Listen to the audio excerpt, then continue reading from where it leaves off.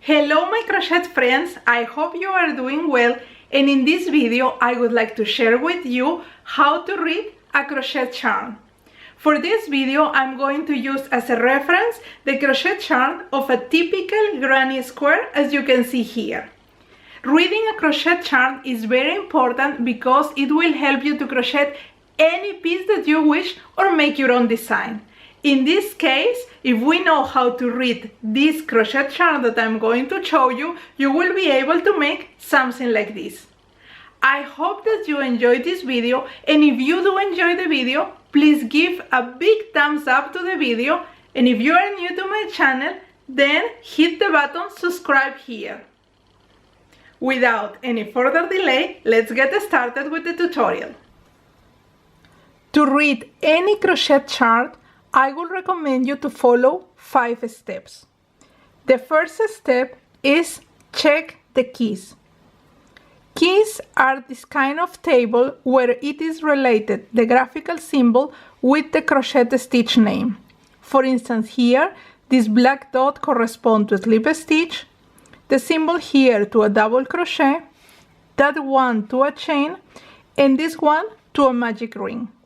When we get a crochet charm from a magazine or from a book, you are going to find at the beginning or at the end of the publication this kind of table. And in this table is going to explain what you have to work when you see a symbol like that. In addition to that, magazines and books also show a graphical representation of the stitch. I'm going to insert here in the video this graphical representation, and if you observe there carefully, you will see, for instance, double crochet, and you will see how many yarn overs you have to do in these small figures. With these two information, you can figure it out whether your pattern corresponds to US terminology or UK terminology. Remember that, for instance, this symbol here in UK is going to be called triple crochet or treble crochet. Now that we are familiar with the symbols used in our crochet chart, the next step will be to make a general observation about the chart. In this general observation, we have to find the foundation round and the number of rounds that we are going to work. The foundation round is usually at the center of this work because whenever we are working in rounds, we are working from inner to outer. So the foundation round is going to be more or less in the center most of the time. In this case, here, what I'm pointing here, this corresponds to my foundation round. And if we observe, this pattern has 4 rounds. One is colored in black, the next is colored in red, the third in green, and the fourth in gray. If for any reason your pattern doesn't come with color, because some books come with color, some books not, the ones that are very user-friendly usually use colors. It's useful for all of us, and it's easier when colors are included because we can distinguish which stitches correspond to a specific round and which stitches not. But in case our pattern doesn't have this is not a problem. What I would recommend you to do is to take a marker and to mark all the stitches that correspond to a specific round, as I have done here. For instance, here I have marked all the stitches that correspond to the round number 1. In the third step, we have to pay attention to our foundation round. This here is our foundation round. Is, let's say, the first round that we see, and here is the information how we are going to start building our project. So we have to find out whether our project begins with a circle, with a magic ring, with some chains. That's a very important information. In this case, we have 4 chains, and here we have a slip stitch. So it means that our foundation round is a circle that is joined with a slip stitch, as you can see here. If, for instance, you find a symbol like this means that you are going to begin your project with a magic ring, and you are going to build the next round on the magic ring. The fourth step is to read any round. So this applies from the first round till the end. In this case, we have the first round here that is colored in black, and we have the next one here, and the third one here, and the fourth here. Okay? So when you want to see a round and you don't know where to start, the first thing that you have to find out is these chains that represent the turning chain. If we observe this round carefully, we are going to see that the granny square is just formed by double crochet that are joined with chains. When we see these 3 double crochet together, we call this a cluster. So we see that a granny square is formed by clusters of double crochet that are joined with chains. When we are moving from one round to the other round, the way to do this is using turning chains. And in this case, since we are working with double crochet, the turning chain that corresponds to the double crochet is 3 chains, as you can see here. Okay, so the beginning of the round is always going to be marked with this turning chain. If we finish here our foundation round, then we have to do here 3 chains that represent the turning chain, and then we are going to work 2 double crochet, and all of this is work in this foundation round. Then once you have worked the second double crochet, you are going to make 2 chains and then 3 double crochet also in the same circle. 2 chains more, 3 double crochet in the circle, 2 chains more and 3 double crochet in the circle, 2 chains more, and then to close the round, here we find this dot that represent a slip stitch. So we are going to close this round with a slip stitch. This slip stitch goes on the 3rd chain of the turning chain, as you can see here. Why you know that? Because this is next to that.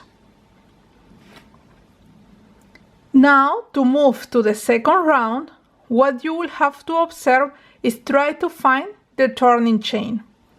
But if we observe here, all the second round, we don't find the turning chain. Okay? And the reason for that is because our pattern is asking us to do a standing double crochet. In this case, if you want to know where to start the round, what you have to find is this black dot that corresponds to a slip stitch, because this is going to mark the end of the round. So next to this is going to be the beginning of the round. These that I have marked here correspond to the standing double crochet and to the first stitch of this round. So for this round, we start to read in the counterclockwise direction, as I have marked here with these blue arrows. We are always reading in that direction. So here we begin with 1 double crochet, another double crochet, and a 3rd one, and all 3 are worked in this corner or in this gap formed by these 2 chains of the previous round. So we work the 3 double crochet, then it comes 2 chains, and then 3 double crochet again in the same gap, in this gap of the 2 chains that is the corner of the previous round. Then we continue reading, as I said before, in the counterclockwise direction. We are going to find this chain, and then our pattern call for working 3 double crochet, 2 chains and 3 double crochet. This set is work in this gap formed by the 2 chains, that it is the corner. Okay? So we continue working. We are here, then again 1 chain, and again 3 double crochet, 2 chains and 3 double crochet, and we again check where do we work that, and this is pointing to this gap of 2 chains. And like this we are going to continue. It's just a repetition until we make the last chain, and then we find the slip stitch that is going to close this round. To close this round, we are going to make 1 slip stitch on top of the first stitch of this round. Okay? So this is the reason. If the pattern will use the same color, most likely will be indicated here some chains, or will be an indication how to move from one round to another round. In our case, this pattern corresponds to a multicolor granny square, and in multicolor granny squares, as I have shown you before, it is better to use standing stitches because it will give you a much cleaner look. You are going to move to the next round here in green, and again you do the same thing. First you check for the turning chain. We don't have this, so it means that we have to use a standing stitch. And to find the first stitch, we are going to first locate the slip stitch that will help us to close the round. So if this is a slip stitch, this is going to be the first stitch. And we start reading the pattern in the counterclockwise direction. And like this, we continue moving from one line to another line. As the last step, I would recommend you to check again your pattern, trying to find similarities.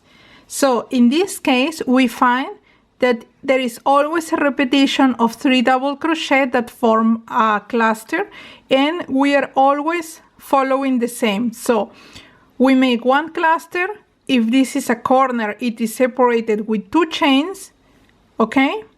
And we make the second cluster, then 2 chains, then another cluster, 2 chains, and another cluster, okay? And if we observe the next one, we see that the same idea is repeated. So here we have a corner, and here we are working another corner. Here we have 1 cluster, 2 chains, and another cluster, but here it comes a little difference. So on the side, we only separate the cluster with 1 chain, as you can see here. I guess that now you are asking yourself, why do you need to find the pattern in your crochet chart? The reason for that is that if you find the pattern, then you can make some modifications to your work. In the case of this granny square, for instance, we know already the pattern, and this will allow us to add more rounds around this, making a bigger granny square. If we want to make the next round, although it's not written in our crochet chart, we know that we will have to work for the corners 2 clusters separated with 2 chains, and for the side the clusters are going to be separated with 1 chain, and the clusters are always work on the gap of 1 chain of the previous round. In this case, you can add any number of rounds and make the granny square of the size that you prefer. And if you make a granny square that is big enough, then at the end you are going to have an afghan.